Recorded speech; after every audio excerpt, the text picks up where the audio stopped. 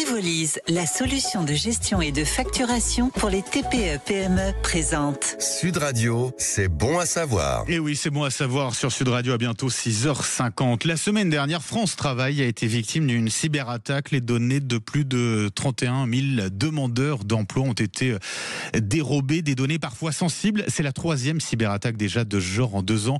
Bonjour Damien Bancal. Bonjour. Et merci d'être avec nous ce matin sur Sud Radio. Vous êtes spécialiste en cybersécurité, fondateur du site Zataz. C'est vous qui avez dévoilé les premiers cette cyberattaque dont tu as été victime. France Travail, est-ce qu'on sait précisément quel type de données ont été dérobées ici par les hackers ?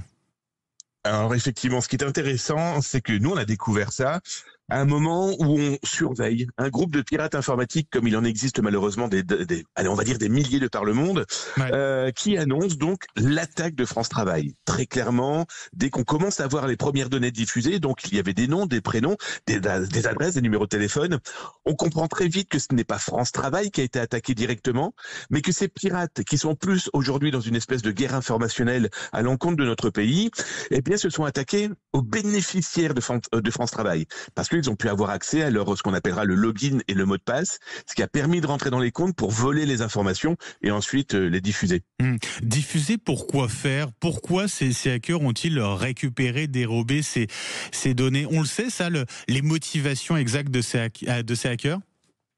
Alors, pour être très honnête, oui. Ce groupe de pirates s'appelle Stormhouse et on les connaît depuis plusieurs mois. Pourquoi ? Parce que ils récupèrent des informations, un petit peu partout sur Internet. Soit ils les rachètent. On a des preuves aujourd'hui qu'ils rachètent à d'autres pirates informatiques des informations et ensuite ils les mettent en pâture sur leur blog. Une manière pour eux, de communiquer contre la France, soyons très clairs, ils l'affichent, ils le disent, et c'est un moyen, de faire et d'ancrer dans les esprits que, regardez, ils sont de grands pirates informatiques, ils ont été capables d'attaquer des institutions, alors que pas du tout. C'est vraiment de la communication, on va même dire une communication numérique de guerre, un peu l'art de la guerre, le livre de Sun Tzu, qui, on vous affiche ça, on vous met ça en pâture sur le web, et puis croira celui qui ne se renseigne pas. Il y a quand même des données assez sensibles qui ont été piratées, récupérées ici. Comment savoir, moi, à titre personnel, si j'ai été concerné par cette cyberattaque, si mes données ont été comme ça dérobées ?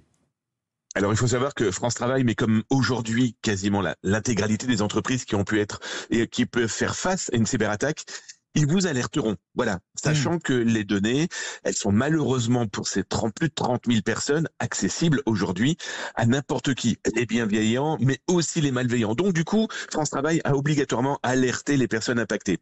Ensuite, il est très compliqué aujourd'hui, qu'on le veuille ou non, de savoir véritablement ce qu'ont les pirates dans leurs mains, parce que il y a la partie visible d'un iceberg dont on ne connaît pas du tout les profondeurs. Et donc, du coup, là, pour ce cas-là, on sait un certain nombre. C'est pas la première fois, Ils ont déjà fait ça pour d'autres entités, qu'elles soient d'entreprises privées ou étatiques. Donc voilà, c'est très compliqué parce qu'ils amassent. Et puis l'important, c'est de diffuser de manière un petit peu aléatoire, mais surtout pour essayer de faire du bruit. Comment on peut faire pour se protéger vis-à-vis de ces cyberattaques à titre individuel ? Alors justement, là, pour ce cas-là, c'est vraiment à titre individuel. Faites attention aux mots de passe que vous utilisez. Prenez pas des choses simples et essayez de les rendre compliquées. On en parle très très souvent, mais c'est fou de se dire qu'il y a encore des internautes qui se disent « Pourquoi moi on viendrait me cyberattaquer ?» Juste pour voler vos informations, et pardon du juste, et aussi potentiellement servir à des propagandes, quelles qu'elles soient. Après, n'hésitez jamais à changer votre mot de passe.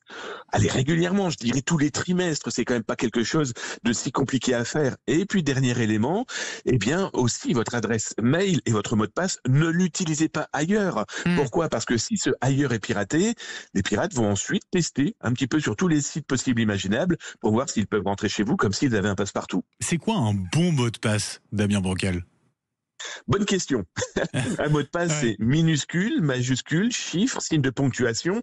Si possible, une adresse mail dédiée au lieu où je m'inscris, parce que comme le disait ma grand-mère, je mets pas tous mes œufs dans le même panier. Bien sûr, et dernier élément, pensez-y, c'est cette fameuse double authentification. C'est cette deuxième clé qui est maintenant aujourd'hui quasiment imposée partout, qui si jamais vous perdez votre mot de passe pour X raison, sans cette double authentification qui apparaîtra dans votre téléphone par exemple, sous forme d'un message, d'un mail ou alors d'une application téléphonique, personne ne peut rentrer chez vous.